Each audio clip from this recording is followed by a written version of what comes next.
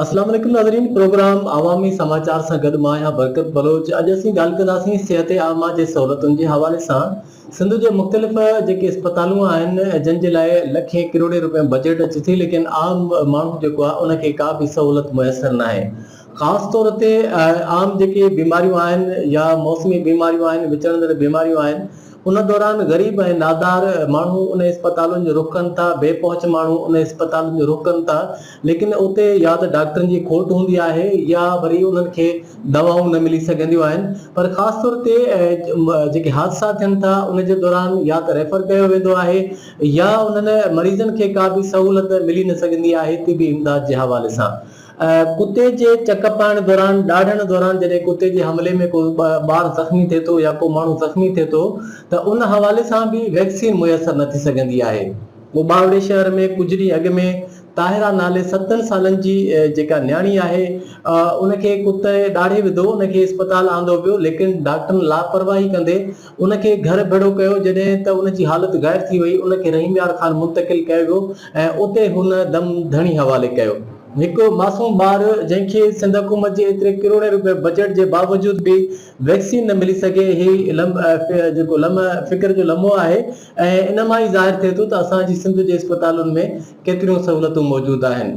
हीअ त असीं ॻाल्हि कई घोटकी जे उबावड़े तालुके जी तालका इस्पताल जी ॻाल्हि, लेकिन सिंध जी ओवरऑल ॻाल्हि कजे त उते बि अहिड़े क़िस्म जूं के बि सहूलियतूं मौजूदु न आहिनि जिते आम माण्हू खे बहितर इलाज मुआलजे जी सहूलियत मिली सघे। सभ खां पहिरीं असीं रोक कंदासीं, असां सां लाइन ते मौजूदु आहिनि मुख़्तलिफ़ इलाइक़नि मां काश टीवी जा रिपोर्टर, जन खां ॼाणींदासीं त सिंध जे मुख़्तलिफ़ इस्पतालुनि में जेके मौजूदु आहिनि इलाइक़नि में इस्पतालूं, उन्हनि में कहिड़ी सूरत हाल आहे। त सभ खां पहिरीं असीं रुख़ कंदासीं मिठियाणी जो, जिते असां सां लाइन ते मौजूदु आहे काश टीवी जो नुमाइंदो निज़ामुद्दीन मशहूरी। उन खां मालूम कंदासीं त मिठियाणी जी इस्पताल में कहिड़ी सूरत हाल आहे। निज़ामुद्दीन, वॾी महिरबानी, असांखे इहो ॿुधायो त सिंध जी हूअं त ओवरऑल जेके बि सरकारी इस्पतालूं आहिनि या त डॉक्टर जी खोट आहे या वरी उते दवाऊं अणलभ आहिनि, पर मिठियाणी में कीअं पिया ॾिसो उते सहूलियत जेके आहे सिहत आमा जे हवाले सां उहे कहिड़ियूं आहिनि ऐं छा डॉक्टरनि जी खोट उते बि आहे या दवाऊं उते बि अणलभ आहिनि ॿियनि इलाइक़नि जी? जी, हिन वक़्तु असां रूरल हेल्थ सेंटर मिठियाणी में अॼु असां मौजूदु आहियूं। अव्हांखे ॿुधाईंदा हलो तो हीउ जेको हेल्थ सेंटर मिठियाणी आहे, हिते तक़रीबन जेको आहे परे परे खां जेके मरीज़ हिते अचनि था, तक़रीबन 20 ॻोठनि खां मथे जेके मरीज़ आहिनि हिते अचनि था। हीअ पसगिरदाई जी वॾे में वॾी इस्पताल आहे, लेकिन अफ़सोस जी ॻाल्हि इहा आहे त सिहत खाते तरफ़ां हिन इस्पताल खे नज़रअंदाज़ कयो वियो आहे ऐं इवनिंग शिफ्ट में बि हिते डॉक्टर मौजूदु कोन्हे ऐं उन खां पोइ जेका राति जे लाइ डॉक्टर आहे सो बि हिते मुक़ररु कोन्हे। जीअं त राति जे वक़्त में एमरजेंसी में जेके निजी क्लिनिकूं आहिनि उहे डॉक्टर बंदि करे जॾहिं वञनि था त हितां एमरजेंसी में जेके राति जे वक़्तु मरीज़ अचनि था त उन्हनि खे का बि सहूलियत कोन्हे ऐं उहे जेसि ताईं हितां नोचर फिरोज़ पहुचनि था त वाट ते ई उहे एक्सपायर थी वञनि था, ॾिनो वञे। ऐं ॿिए नंबर ते हिते जेको आहे हिते छिते कुते जेकी वैक्सीन आहे ख़ुसूसी तौरु उहा डॉक्टरनि सां रुजू कयो वियो त उहा बिल्कुलु मौजूदु आहे।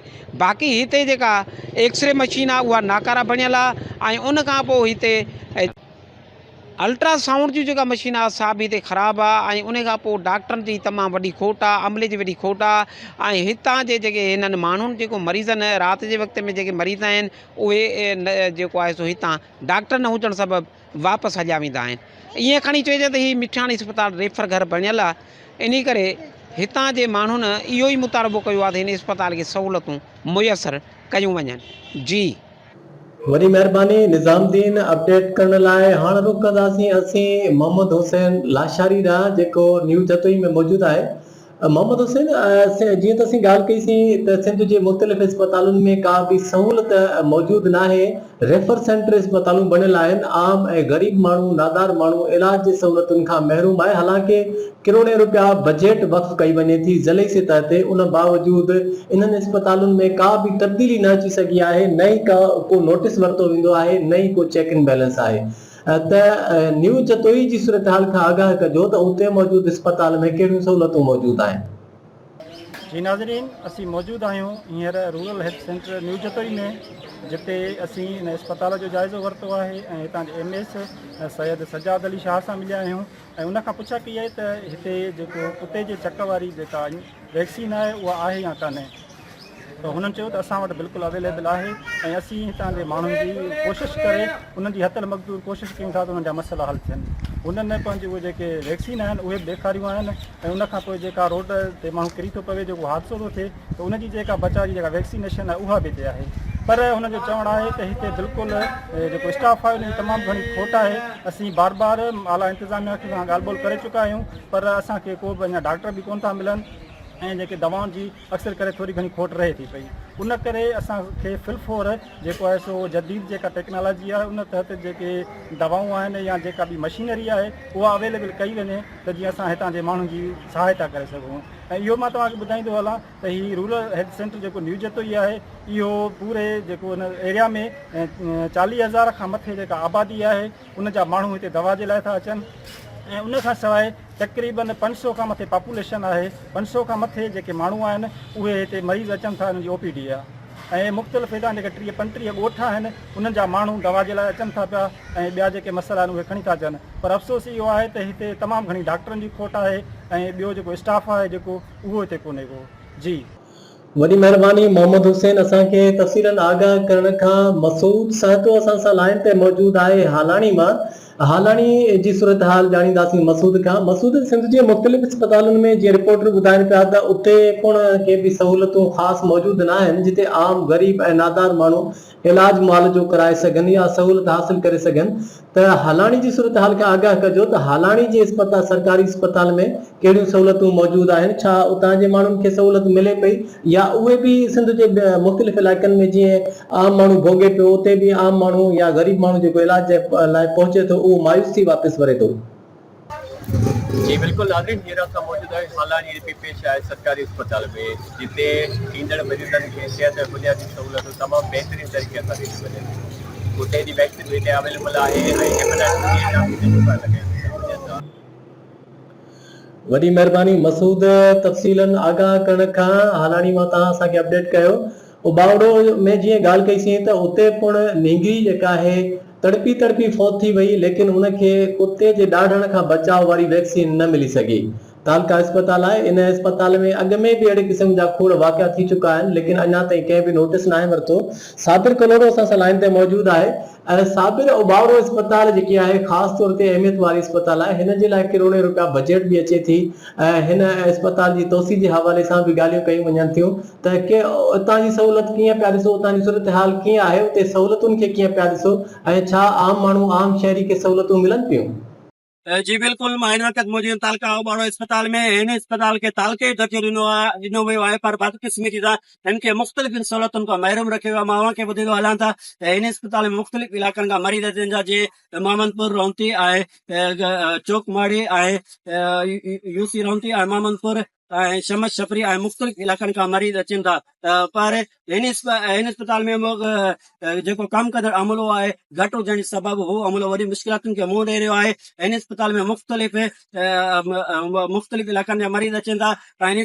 हिन अस्पताल में कुते जे ॾाढण वारो वैक्सीन बि मौजूदु न आहे। त मां अव्हांखे ॿुधाईंदो आहियां कुझु ॾींहं पहिरियां शमस छपरी जी रावासिन छोकिरी ताहिरा नाले जंहिंखे कुतो ॾाड़े वियो हो हुनखे तालका उबाड़ो अस्पताल मुंतक़िल कयो जंहिंखे सहूलियत न मिलण सबबु हू पंहिंजी ज़िंदगी जी जंग हारे वेठी। ऐं मां अव्हांखे ॿुधाईंदो हलां पर हिन वक़्त ताईं को अहिड़ो एक्शन न वरितो वियो आहे।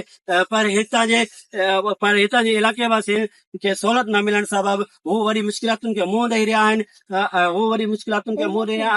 ऐं हिननि खे मुख़्तलिफ़ सहूलियत न मिलण सबबु हू मुख़्तलिफ़ शहरनि जा रुख़ करे रहिया आहिनि जीअं रेमिया खान, सादकाबाद, मेको माथेलो ऐं ॿियनि शहरनि जा बि रुख़ करे रहिया आहिनि। जी वॾी महिरबानी साबिर, तफ़सीलन आगाह करण लाइ तमामु नुमाइंदनि जी वॾी महिरबानी जिन मुख़्तलिफ़ इलाइक़नि मां असांखे अपडेट कयो।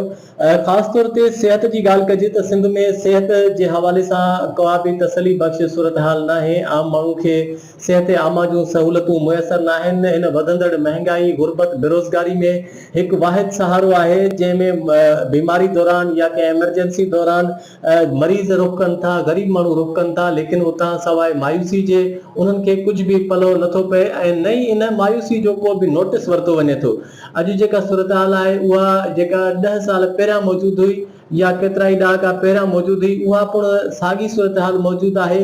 पर हितां जे इन हवाले सां इन करप्शन जे हवाले सां या इन बजट ॾियण जे बावजूद सहूलियतूं नथियूं मिलनि, इन हवाले सां को बि नोटिस नथो वरितो वञे। असीं ईंदड़ प्रोग्राम में ॻाल्हि कंदासीं सिंध जे मुख़्तलिफ़ इलाइक़नि में यूसी चेयरमैननि खे जेका बजट मिले थी, छा उहा सही नमूने ख़र्च थिए थी, या ही जेको निज़ाम आहे बलदियाती निज़ाम, मकानी निज़ाम, इहो केतिरो आवाम खे रिलीफ ॾिए थो, या इहो पुण जेको आहे हिकु करप्शन जो ज़रियो बणिजी चुको आहे जंहिंमें सिर्फ़ु पघारूं ई हासिल कयूं वञनि थियूं ऐं पंहिंजा बब भरिया वञनि था। तेसि ताईं ॾींदा इजाज़त पंहिंजे मेज़बान बरकत बलोच खे। अल्लाह हाफ़िज़। काश न्यूज़, काश खां हक़ीक़त ताईं जो सफ़र।